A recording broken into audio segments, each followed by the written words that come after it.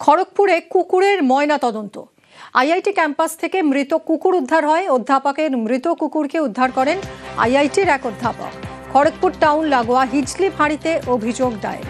কুকুরটির মৃত্যুর কারণ জানতে ময়না তদন্ত।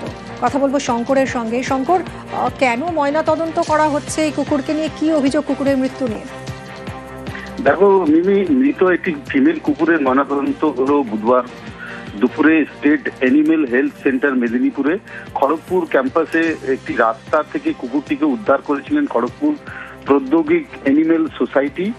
ফলে সদস্যরা খড়গপুরের এক অধ্যাপক তিনি উদ্ধার করেন এবং তিনি জানতে চান এই যে পরপর প্রায় 2 বছর ধরে 8টি কুকুর এবং 2টি বিড়াল মারা যায় এবং এই কুকুরকে দেখে তার সন্দেহ হয় এবং তিনি অভিযোগ জানান খড়গপুর আইআইটি হিজলি ফাঁড়িতে। এই অভিযোগের পরেই তিনি গতকাল জানা যাচ্ছে যে মেদিনীপুর অ্যানিমেল এই সোসাইটিতে তিনি কুকুরের ময়নাতদন্ত করেছেন এবং তার প্রাথমিক যে রিপোর্ট আসা তার অপেক্ষায় তিনি রয়েছেন। তার অভিযোগ যে দীর্ঘদিন ধরে আইআইটি ক্যাম্পাসের মধ্যে কেউ বা কারা পথ কুকুরদেরকে মেরে ফেলছে। তার জেরে তিনি লিখিত অভিযোগ জানিয়েছেন এবং ময়নাতদন্ত করে জানতে চাইছে যে ঠিক কি কারণে এই কুকুরগুলোকে আইআইটি ক্যাম্পাসের। 10ই নভেম্বর জঙ্গি হামলায় রক্তাক্ত হয় রাজধানী। লালকেল্লার সামনে সেই বিস্ফোরণ যা প্রাণ কেড়েছে 12 জনের, আহত আরো বহু। সময় যত গড়াচ্ছে চাঞ্চল্যকর সব তথ্য সামনে আসছে। 4 শহরে বিস্ফোরণের ছক ছিল জঙ্গিদের। দিল্লি বিস্ফোরণে চাঞ্চল্যকর তথ্য, 4টে শহরে বিস্ফোরণের ছক ছিল জঙ্গিদের। দায়িত্বে ছিল 8 জঙ্গি, 2 জন করে 4টি দলে ভাগ হয়ে বিস্ফোরণের ছক। আরো বিস্তারিত জানবো। মৈত্রেয়ী রয়েছে আমার সঙ্গে সরাসরি নয়াদিল্লি থেকে। মৈত্রেয়ী, কি কি তথ্য এখন পর্যন্ত সামনে আসছে? দেখো, অত্যন্ত বিস্ফোরক এই তথ্য সামনে এসেছে। তা দেখো, গতকালই কিন্তু তদন্তকারীদের সূত্রে আমরা এটা জানতে পেরেছিলাম যে বড়সড় বিস্ফোরণ ঘটানোর বা বড়সড় নাশকতা ঘটানোর প্ল্যান ছিল এই জঙ্গিদের, অর্থাৎ আজিল মুজাম্মিলদের। কিন্তু এবার তদন্তকারীরা যেটা জানতে পেরেছে যে অন্ততপক্ষে শুধু দিল্লি শহর নয়, অন্ততপক্ষে 4টি শহরে আইডি ব্লাস্ট করানোর প্ল্যান ছিল তাদের এবং সেখানে 8 জনের জন্য একটি স্পেশাল টিমও তৈরি করা হয়েছিল। এই 8 জনের টিম, তারা 2 জনের করে দলে ভাগ হয়ে যাবে, অর্থাৎ এক একটি টিমে 2 জন করে থাকবে এবং তারা বিভিন্ন শহরে ছড়িয়ে যাবে। এই 4টি টার্গেট শহর, এই 4টে টার্গেট শহরে তারা ছড়িয়ে যাবে এবং সেখানে আইডি ব্লাস্ট করবে। ফলে বুঝতে পারছো যে ব্যাপকতাটা কতটা হওয়ার ছিল এই বিস্ফোরণের, যেটা প্ল্যান ছিল এই জঙ্গিদের। আপাতত তদন্তকারীদের নজরে সেটাই এসেছে এবং সেটা কিন্তু যথেষ্টই বিস্ফোরক তথ্য। একদমই মৈত্রী, এবং গতকালও যে কথাটা তুমি বলছিলে যে এইখানে লালকেল্লার সামনে এই বিস্ফোরণের কোনো প্ল্যান ছিল না, এটা হঠাৎ করে হয়েছে, ভয় পেয়ে পালাচ্ছিল হয়তো উমর নবী এবং এই এত বিস্ফোরক রয়েছে তার কাছে, সেও ধরা পড়ে যেতে পারে, সেই ভয় থেকে, সেই আতঙ্ক থেকে এই আচমকা ব্লাস্ট। আসলে প্ল্যানটা ছিল আরো অনেক গভীরে, অনেক বড় ষড়যন্ত্র ছিল, যেটা তুমি এইমাত্র বলছো যে 4টে শহরে। আরো একবার জানাও।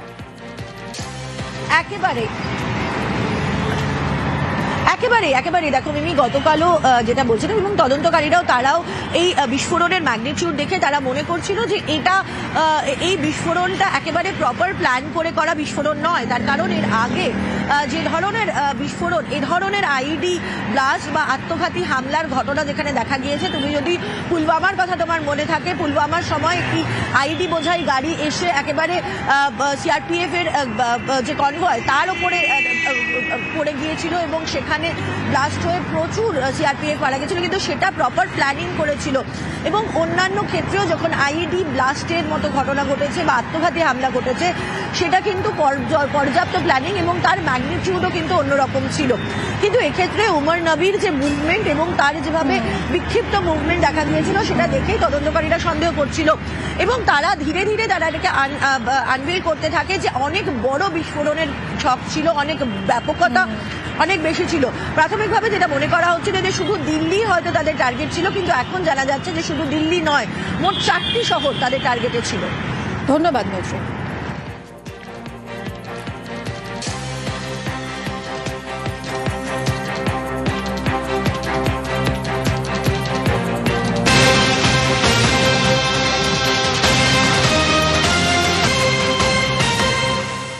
বিস্ফোরণের আগে 20 লক্ষ টাকা জোগাড় করা হয়েছিল। এই টাকা জোগাড় করেছিল উমর, মোজাম্মিল, আদিল, শাহিনরা। পরে 20 লক্ষ টাকা দেওয়া হয় উমরকে। 3 লক্ষ টাকার এনপিকে সার কিনেছিল উমার, অর্থাৎ টাকা জোগাড় করার কাজ চলছিল। মৈত্রী আরো ডিটেলে জানাবে। মৈত্রী,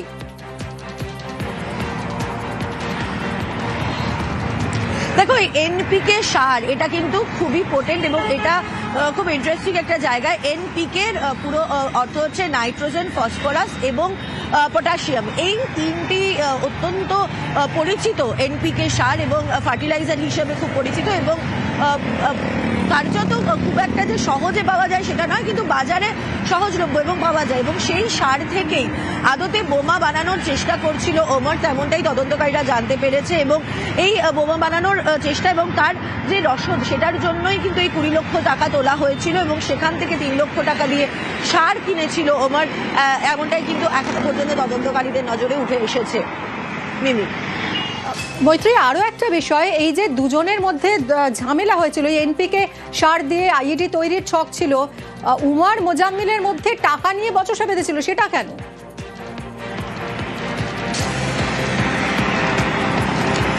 দেখো দুপক্ষের মতামতের কিছু অমিল হয়েছিল। দেখুন, আমরা এর আগেও দেখেছি যে ওমর অনেক বেশি কট্টরপন্থী ছিল এবং মুজাম্মিলের ক্ষেত্রে যদিও মুজাম্মিল অনেক বেশি হার্ডকোর ছিল এবং যেটা জানা যাচ্ছে যে ওমর এই ধরনের বোমা তৈরির ক্ষেত্রে তার একটা স্পেশালিটি গ্রো করেছিল এবং সেই জায়গা থেকেই কিন্তু দুপক্ষের মতের অমিল এবং দুজনের মধ্যে ঝগড়া হয়, এরকম তথ্যও কিন্তু এখনো পর্যন্ত তদন্তকারীদের হাতে উঠে এসেছে।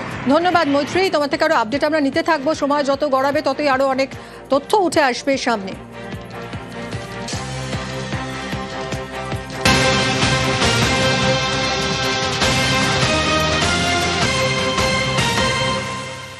দিল্লিতে আত্মঘাতী জঙ্গি উমর নবী, সেই বিষয়টা নিশ্চিত করা গেছে, কারণ গাড়িতে উদ্ধার হয়েছে যে দেহাংশ তার সঙ্গে ডিএনএ পুরোপুরি ম্যাচ করেছে। উমরের মা এবং ভাইয়ের সঙ্গে ডিএনএর 100% মিল। দাঁত, হাড়, কাপড়ের টুকরোর সঙ্গে ডিএনএ ম্যাচ করেছে। এখনো পর্যন্ত 9 জনের দেহ শনাক্ত হয়েছে।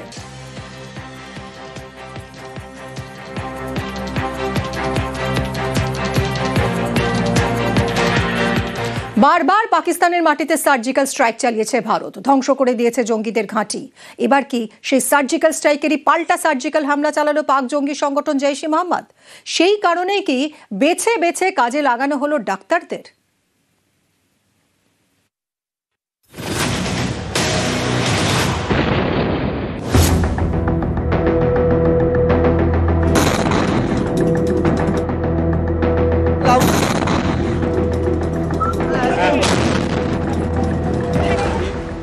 যখনই ভারতের মাটিকে রক্তাক্ত করেছে পাকিস্তান, তখনই তার জবাব দিয়েছে ভারতের সেনাবাহিনী সার্জিক্যাল স্ট্রাইক করে।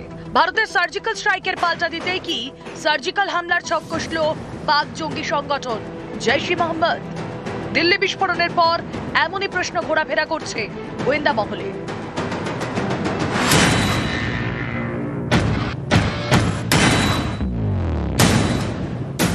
সার্জিক্যাল স্ট্রাইক এমন ভাবে অভিযান চালানো হয় যাতে শুধুমাত্র টার্গেট ধ্বংস হয়, আশপাশের এলাকায় কোনো ক্ষতি হয় না। যেভাবে শরীরে অস্ত্রোপচার করেন ডাক্তাররা, যেখানে সমস্যা শুধুমাত্র সেখানে অস্ত্রোপচার, শরীরের বাকি অংশে হাত দেওয়া হয় না। এখনো পর্যন্ত পাকিস্তানের মাটিতে একাধিকবার সার্জিক্যাল স্ট্রাইক চালিয়েছে ভারত। 2016 সালে কাশ্মীরের উড়ি সেনা ছাউনিতে হামলা চালায় জৈশ জঙ্গিরা। 19 জন জওয়ানের মৃত্যু হয়। 9 দিন পর নিয়ন্ত্রণ রেখা পেরিয়ে পাক অধিকৃত কাশ্মীরে ঢুকে সার্জিক্যাল স্ট্রাইক করে ভারতীয় সেনা। জঙ্গিদের লঞ্চ প্যাড ধ্বংস করে সেনা। 2019-এ কাশ্মীরের পুলওয়ামায় সিআরপিএফ এর কনভয়ে হামলা চালায় জৈশ জঙ্গিরা। 40 জন জওয়ানের মৃত্যু হয়। 13 দিন পর পাকিস্তানের বালাকোটে জৈশের ক্যাম্পে সার্জিক্যাল স্ট্রাইক করে ভারতীয় বায়ুসেনা, গুড়িয়ে দেয় ক্যাম্প। 2025 কাশ্মীরের ওয়েসারান ভ্যালিতে পর্যটকদের হত্যা করে জঙ্গিরা।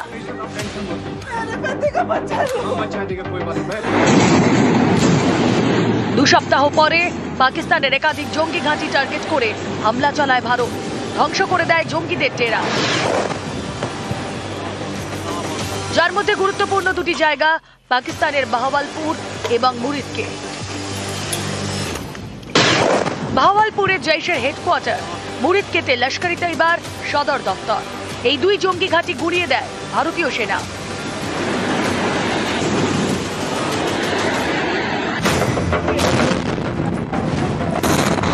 একের পর এক সার্জিক্যাল স্ট্রাইক, এরই পাল্টা এবার সার্জিক্যাল হামলা। দায়িত্ব তাদের কাঁধে যারা সার্জারি করে, অর্থাৎ ডাক্তার। দিল্লি বিস্ফোরণের ঘটনায় নাম জড়িয়েছে একের পর এক ডাক্তারের। আত্মঘাতী জঙ্গি উমর নবী নিজে ডাক্তার, জৈশের ফরিদাবাদ মডিউলের সদস্য। এই মডিউলের সঙ্গে যুক্ত আরো 5 ডাক্তারদের এখনো পর্যন্ত গ্রেফতার করেছে পুলিশ। আদিল আহমেদ রঠে, সাজ্জাদ আহমেদ, মুজাম্মিল শাকিল, শাহিন সৈয়দ এবং তাজমুল মালিক। দিল্লি বিস্ফোরণের ডাক্তার জঙ্গিদের এই দল অর্থাৎ ডি কোম্পানিকে কাজে লাগিয়েছে পাক জঙ্গি সংগঠন জৈশ-ই মোহাম্মদ। নিউজ 18 বাংলা। জঙ্গিদের মহিলা বস।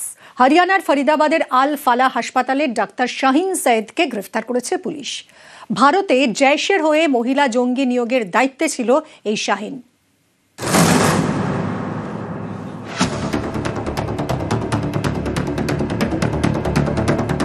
শাহিন সৈয়দ দিল্লি বিস্ফোরণের পর শিরোনামে উঠে আসা চিকিৎসক। হরিয়ানার ফরিদাবাদের আল ফালাহ হাসপাতালের এই চিকিৎসক ইতিমধ্যেই গ্রেফতার। কোনো সাধারণ জঙ্গি নয়, এই শাহিন সৈয়দ জঙ্গিদের বস। গোয়েন্দারা জানতে পেরেছেন ভারতে পাক জঙ্গি সংগঠন জৈশ-ই মোহাম্মদের হয়ে মহিলা জঙ্গি নিয়োগের দায়িত্ব ছিল শাহিনের উপর। শাহিনই মহিলাদের মগজ ধুলাই করত, তারপর তাদের নির্দিষ্ট মিশনে পাঠাতো। শাহিনকে নিয়োগ করেছিল জৈশের প্রতিষ্ঠাতা মাসুদ আজাহারের বোন সাদিয়া আজাহার। সাদিয়ার স্বামী ইউসুফ কান্দাহার বিমান ছিনতাইয়ের সঙ্গে জড়িত। অপারেশন সিঁদুরের সময় বাহওয়ালপুরে জৈশের ঘাঁটি ধ্বংস করে দেয় ভারতীয় সেনা। মাসুদ আজাহারের পরিবারের অনেকের সঙ্গে ইউসুফেরও মৃত্যু হয়। শাহিন ডিভোর্সি, একসময় ঘর সংসার সন্তান সবই ছিল, কিন্তু পরিবারের দাবি বেশ কয়েক বছর বাড়ির সঙ্গে যোগাযোগ নেই তার। शादीशुदा थे और आराम से रह रहे थे, 2 बच्चे भी थे। कितने साल आपकी शादी हो गए थे उनके साथ? 9 years। क्या वजह थी आपकी डिवोर्स हुआ उनके साथ? वो बाहर जाना चाह रही थी। एक बार मेरे से जिक्र किया, मैंने कहा यार यहाँ रहना ज्यादा सही है, यहाँ पे रिलेशन है हम लोगों के सबसे। जांच करी, पूरा घर को खंगाला, देखा वाला, उनको कुछ नहीं मिला। कुछ लेकर भी गए साथ में? नहीं, लेके कुछ नहीं। इस तरह की वो गतिविधियों में जो लिप्त कहा जा रहा है, वो बातें हो रही हैं जिस तरह की, तो मुझको तो विश्वास नहीं है। घर में आना जाना नहीं था उनका। फरीदाबाद में बहन कब चली गई, दिल्ली से बम ब्लास्ट से जोड़ा जा रहा है इस मामले को, कब गई वो तो नहीं मालूम। গত কয়েক বছর ধরে শাহিনের ডেরা হরিয়ানার ফরিদাবাদের আল ফালাহ হাসপাতাল। শাহিনের এক সহকর্মীর কথায়, তার আচরণ শুরু থেকেই অদ্ভুত। বিশ্ববিদ্যালয়ের কোনো নিয়মের পরোয়া করত না, যখন তখন কাজ ছেড়ে বেরিয়ে যেত, অনুমতি নেওয়ারও প্রয়োজন বোধ করত না। শাহিনের বিরুদ্ধে একাধিক অভিযোগ জমা হয় কর্তৃপক্ষের কাছে। শাহিন আগে কি করত, কোথায় কাজ করত, বারবার জানতে চেয়েও কোনো তথ্য মেলেনি। শাহিনের চলাফেরা নিয়ে অনেক অধ্যাপকই সন্দেহ করতেন। বিশ্ববিদ্যালয়ের ল্যাবে যেসব রাসায়নিক আনা হতো তার তালিকা তৈরির দায়িত্বে ছিল শাহিন। আচরণ নিয়ে সন্দেহ থাকলেও সহকর্মী যে জঙ্গিদের নেতা তা ভাবতেও পারছেন না আল ফালার অধ্যাপকরা। পরিচয় গোপন এবং গোপনীয়তা রক্ষার চেষ্টা এই মডিউলের বাকি সদস্যদের মধ্যেও ছিল। ফরিদাবাদের ডাক্তার মুজাম্মিলের সূত্র ধরেই শাহিনকে গ্রেফতার করে পুলিশ। এই মুজাম্মিল ভাড়া থাকত ফরিদাবাদেরই একটি বাড়িতে। বুধবার সেখানে পৌঁছয় নিউজ 18 বাংলা। ভাড়া বাড়ির মালিক হাজি মাদ্রাজি জানিয়েছেন, বাড়ি ভাড়া নেওয়ার সময় নিজের পুরো নামটাও বলেনি মুজাম্মিল। পরিচয় হিসেবে শুধুমাত্র ডাক্তার আল ফালাহ লিখে দেয়। ये उसी का हैंडराइटिंग? उसी के हाथ की है। अच्छा, उसी ने लिखा है। अच्छा, उसके साथ और कोई आया? कोई भी नहीं था।